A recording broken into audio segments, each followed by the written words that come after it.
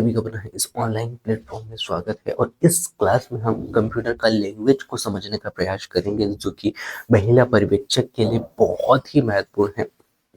और आप सभी को बता दूं साथियों कि ये पूरा क्लास नोट्स पर आधारित है जो कि आपको आपके एग्जाम में बहुत हेल्प करने वाला है। साथ ही साथ रिवीजन के लिए ये क्लास बहुत ही वेरी वेरी इंपॉर्टेंट है साथियों। सो इस क्लास को शुरू से लास्ट तक जरूर देखिएगा।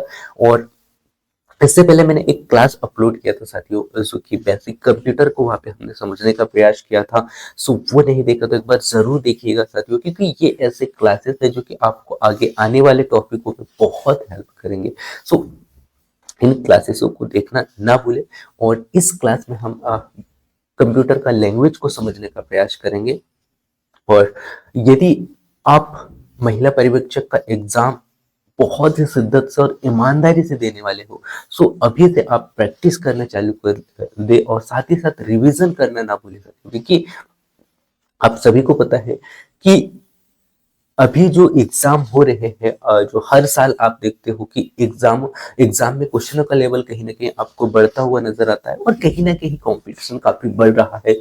तो इसके लिए आपको अभी से ही इतना परफेक्ट होना है ताकि आपको उन क्वेश्चनों से डर ना लगे। तो इसके लिए आपको अभी से तैयार होना है। और इसके लिए आप या तो ऑनलाइन या ऑफलाइन टेस्ट लगा सकते हैं, साथ ही साथ आपको रिवीजन करना बहुत ही जरूरी है। और आपके पास में अच्छी कंटेंट होना चाहिए जिससे कि आप सही और सही ईमानदारी से तैयारी कर सके, कोई भ्रम में ना रहे। क्योंकि बहुत बार अभी क्या हो रहा है साथियों कि अभी बहुत सारे जो कोचिंग संस्थानें हैं या फिर हम कह सकते हैं कि बहुत सारे अलग अलग जगह से हम क्लासेस परचेज करते हैं, और एक बार नहीं बल्कि हम बहुत बार परचेज करते करते आ रहे हैं। और ऐसे बहुत सारे साथियों को मैंने देखा भी है कि वो तैयारी के नाम पे उन्होंने पता नहीं कितने जगह से उन्होंने जो है ऑनलाइन कोचिंग या फिर ऑनलाइन क्लासेस उन्होंने परचेज किया है, लेकिन अभी तक उन्होंने उनको कहीं ना कहीं सफलता नहीं मिल रही है।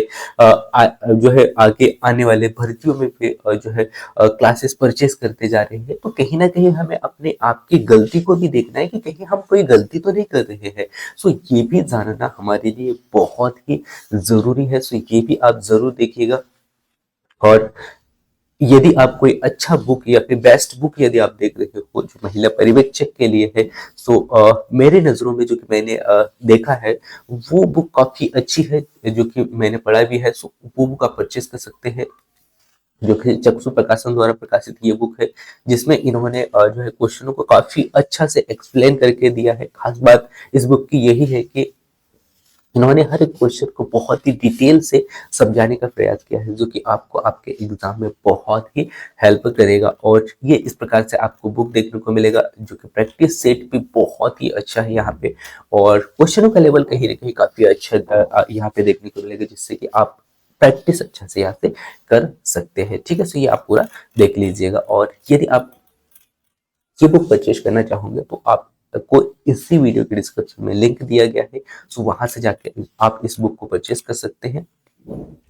सो ये आप देख लीजिएगा। इसके बाद में हम यहाँ पे समझने का प्रयास करते हैं कंप्यूटर भाषा यानी कि लैंग्वेज की क्या है और यहाँ से कैसे क्वेश्चन पूछे जाते हैं, ये हम यहाँ पे समझते हैं साथियों। सो सबसे पहले यदि मैं बात करूँ कंप्यूटर भाषा की, तो कंप्यूटर भाषा क्या होता है साथियों, ये हम यहाँ पे समझने का प्रयास करेंगे। इससे पहले मैं आपको बता दूं साथियों कि कंप्यूटर भाषा को समझने से पहले हम यहाँ पे समझ लेते हैं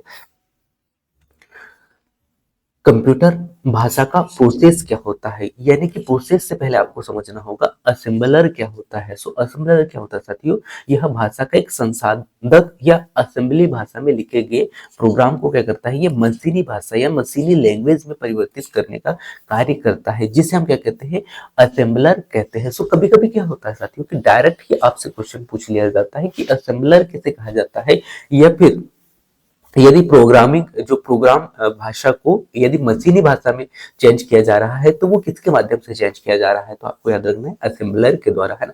तो असेंबलर क्या होता है, यह एक भाषा संसाधक है जो कि असेंबली भाषा में लिखे जो प्रोग्राम होते हैं उनको क्या करता है, ये मशीनी लैंग्वेज में परिवर्तित करने का कार्य करता है, जिसे असेंबलर कहा जाता है। ठीक है, सो पहला पॉइंट आपको ये याद रखना है। इसके बाद में सेकंड पॉइंट जो कि बहुत ही वेरी वेरी इंपॉर्टेंट है वो है साथियों दूरभाषिया। सो दूरभाषिया क्या होता है साथियों, यह प्रोसेसर जो है जो उच्च स्तरीय भाषा जो होती है ना, उसे लाइन यानी कि लाइन बाय लाइन परिवर्तित करने का कार्य किसके द्वारा किया जाता है? सो वो किया जाता है दूरभाषी के द्वारा, ठीक है। सो आपको ये याद रखना है कि दूरभाषी क्या होता है, यहाँ वह प्रोसेसर होता है जो कि उच्च स्तरीय भाषा कार्यक्रम को लाइन बाय लाइन परिवर्तित करने का कार्य करता है, जिसे हम दूरभाषी कहते हैं। सो ये आपको याद रखना है, जो कि बहुत ही वेरी वेरी इंपॉर्टेंट पॉइंट है। इसके बाद में हम यहाँ पे देख लेते हैं कंपाइलर क्या होता है, ठीक है। सो कंपाइलर की यदि मैं यहाँ पे बात कर सकती हूँ, सो यह HLL प्रोग्राम को मशीनी लैंग्वेज में परिवर्तित करता है, जिसे हम क्या कहते हैं? कंपाइलर कहते हैं। इसको मैं पुनः फिर से रिपीट करता हूँ कि कंपाइलर क्या होता है। यह HLL जो यह हम कह सकते हैं, यह जो है यानी कि एक प्रोग्राम को मशीनी लैंग्वेज में परिवर्तित करने का कार्य करता है, लेकिन इसका रूपांतरण रूपांतरण का जो तरीका कैसा होता है, अलग होता है। यानी कि यह संपूर्ण HLL कार्यक्रम को एक बार में ही परिवर्तित कर देता है।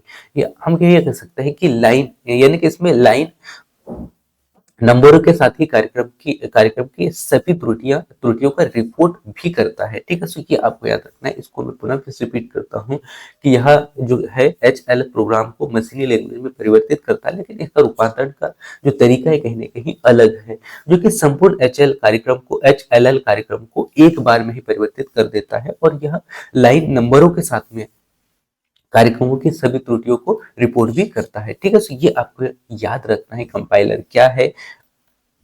इसके बाद में हम यहाँ पे नजर डालते हैं प्रोग्रामिंग भाषाओं पर कि प्रोग्रामिंग भाषाएं कौन कौन सी हैं। सो आप सभी को बता दूं कि प्रोग्रामिंग भाषाएं क्या होती है। प्रोग्रामिंग भाषाएं होती है जो सामान्यतः हमें दो रूपों में देखने को मिलती है। एक उच्च स्तरीय भाषा होती है और एक निम्न स्तरीय भाषा होती है। सो एक निम्न स्तरीय भाषा और एक उच्च स्तरीय भाषा, दो प्रकार की भाषाएं प्रोग्रामिंग भाषाएं होती है।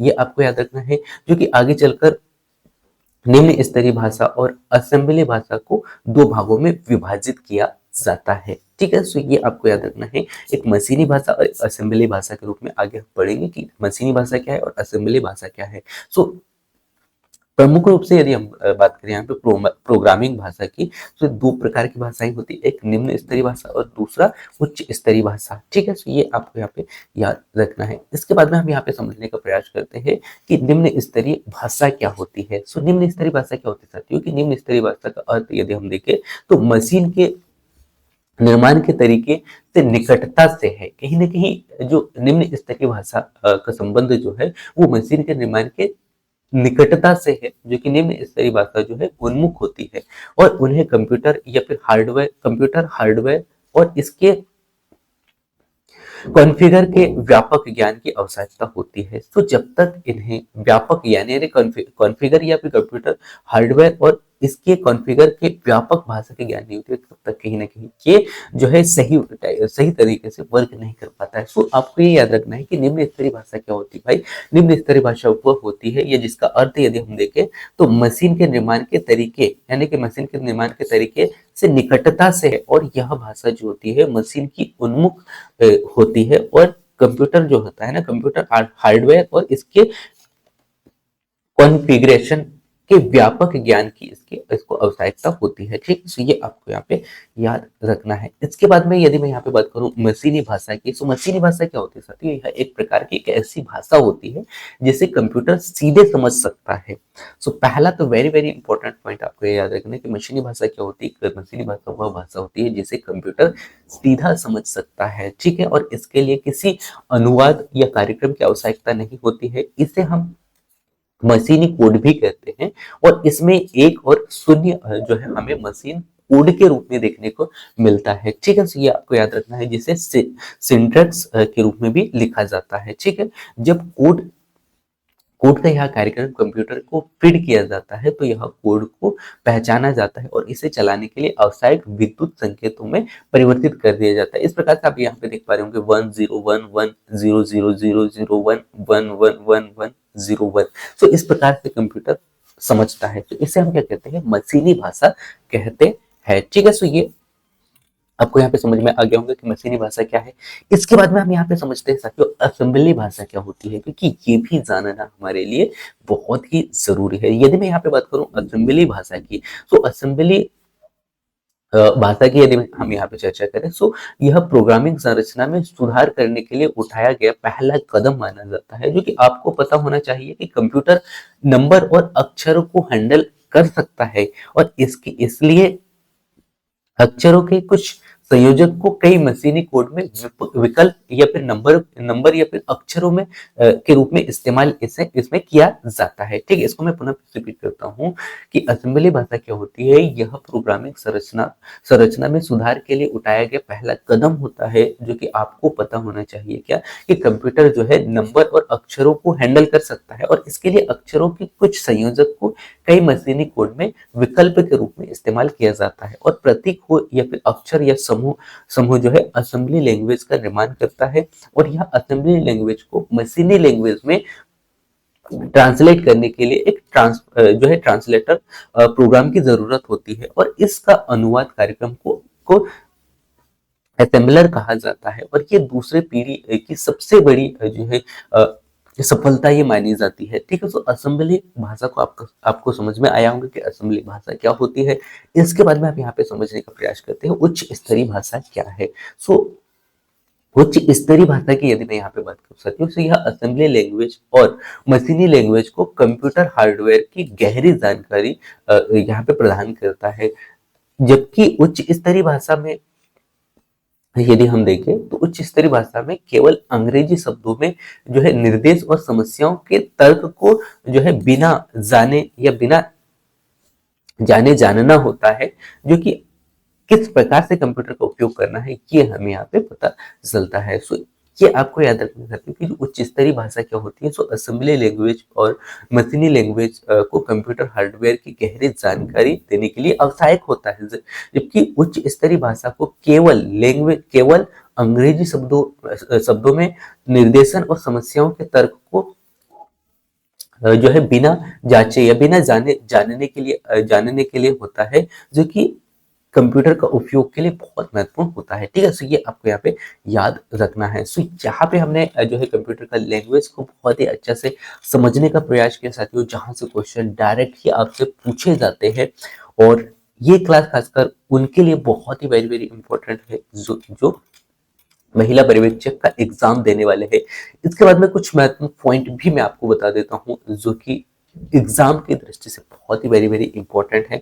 तो यहाँ पे हम देख लेते हैं प्रमुख मेमोरी या स्टोरेज इकाई, जो कि यहाँ से भी कभी कभी क्वेश्चन पूछ लिया जाता है। तो सबसे पहला बिट को हम समझने का प्रयास करते हैं। बिट क्या होता है साथियों? एक बाइनरी डिजिट है, जो कि एक बाइनरी डिजिट दरअसल यह एक तार्किक यानी कि शून्य और एक होता है, जो कि विद्युत परिपथ के विघटन की निष्क्रिय या फिर सक्रिय स्थिति का प्रतिनिधित्व करता है। तो बिट आपको समझ में आ गया क्या है। इसके बाद में सेकंड हमें देखने को मिलता है निब्बल। ठीक है, सो निब्बल क्या होता है साथियों? यह बिट के समूह को निब्बल कहा जाता है। पहले हमने देखा बिट, जो कि बिट के रूप में हमें शून्य और एक के रूप में दिखाई देता है। इसके बाद में निब्बल क्या होता है? निब्बल जो होता है ना साथियों, बिट्सों का एक समूह होता है, जिसे हम क्या कहते हैं? निब्बल कहते हैं। इसके बाद में नेक्स्ट हमें देखने को मिलता है बाइट। बाइट क्या होता है साथियों? ये 8 निब्बल यानी कि 8 बिटों के समूह को क्या कहा जाता है? 8 बिटों के समूह को जो है निब्बल कहा जाता है, यानी कि एक बाइट वह सबसे छोटी इकाई होती है, जो कि डेटा आइटम या फिर एक जो है कैलकुलेटर का प्रतिनिधित्व करती है। सो एक बाइट बराबर से आपको याद रखना है क्या होता है? 8 बिट होता है। ठीक है, इसके बाद में कुछ डेसिबल या फिर ऑक्टल हेक्साडेसिमल को हम समझ लेते हैं, क्योंकि कभी कभी यहाँ से भी क्वेश्चन पूछा जाता है, और ये आपको यहाँ पे याद रखना है साथियों कि जीरो जो डेसिमल जो होता है ना, जीरो डेसिमल को बाइनरी में यदि हम देखें तो 000 3 बार 00 होगा। यहीं पे यदि मैं बात करूं एक को, तो एक डेसिमल को लिखा जाता है 0001। ठीक है, इसी प्रकार से दो की यदि मैं यहाँ पे बात करूं, तो दो को क्या लिखा जाता है जो है बाइनरी में? सो बाइनरी में लिखा जाता है साथियों 010। ठीक है, सो याद रखना है। इसके बाद में 3 का याद रखना है 011, 4 का जो है 1005, का 101, और 6 का 101, और 7 का 111। इस प्रकार से आपको असेंबली रूप में ये याद रखना है। इसके बाद में ये आप कुछ देख लीजिएगा, क्योंकि इसका जो पीडीएफ का लिंक इस वीडियो के डिस्क्रिप्शन में आपको देखने को मिलेगा, सो वहाँ से डाउनलोड करके आप इसको पूरा अच्छा से इसका रिवीजन कर सकते हैं। सो ये क्लास आपको कैसा लगा जरूर बताइएगा साथियों, और कंप्यूटर के ऐसे ही क्लासेस मैं अपलोड करने वाला हूँ, सो उन सभी क्लासेसों को भी आप देखिए और इन क्लासेसों का रिविजन जरूर कीजिएगा, ताकि आपको आपके एग्जाम में हेल्प मिल सके। So thank you for watching, मिलते हैं नेक्स्ट अगली क्लास में, तब तक जय हिंद।